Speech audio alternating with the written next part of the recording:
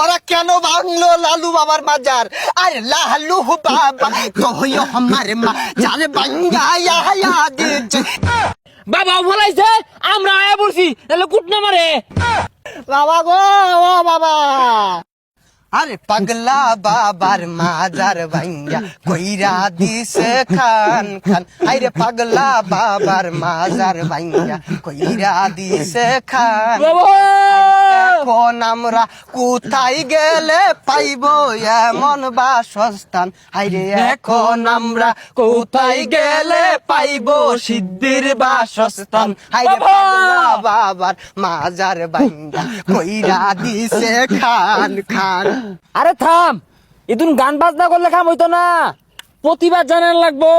দফা এক দাবি এক। আরে স্লোগান ধর।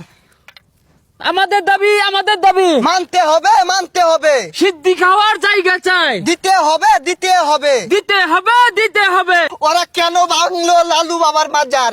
আরে লালু বাবা তুই আমার মাজার ভাঙ্গায়া দিচ্ছে। আরে এখন আমরা কোথায় গিয়ে থাকবো বলো বাবাজি? আরে থাম, প্রতিবাদ করবার আইছি, খালি গাঞ্জা জিকির দরজ কারণ কি? হ্যালো দর্শক, সিদ্ধি মাজার ভাঙ্গা দেওয়ায় সব সিদ্ধি গুরুন রাস্তায় নামছে। এখন আমরা তাদের বিষয়ে কিছু জানবো।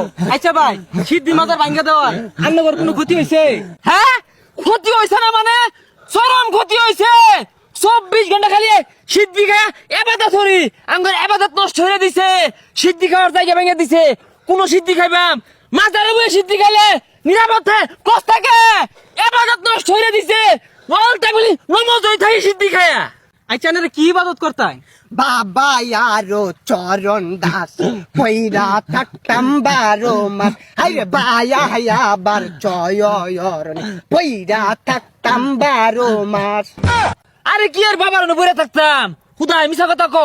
বাবার নাম ভাঙ্গায়া, বাবার উছিলাই খালি সিদ্ধি খাইতাম আর খিচুড়ি খাইতাম।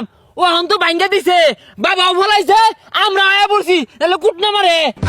আচ্ছা আপনি কোন মাজার থেকে আসছেন? আমি কালু বাবার মাজার থেকে আইছি, আর ও আইছে লালু বাবার মাজার থেকে। আরেকজন আছে ন্যাংটা বাবা মাজারের সিদ্ধিকুর, ওরে সামনে আনতাছি না, কারণ ও 12 মাসে ন্যাংটা থাকে আর সিদ্ধি খা। বাবা গো কই গেলা? বাবা গো ও বাবা, বাবা আমি তোমায় ভালোবাসি, চরণ ধরিতে বাবা গো বাবা তোমার কাছে আসি।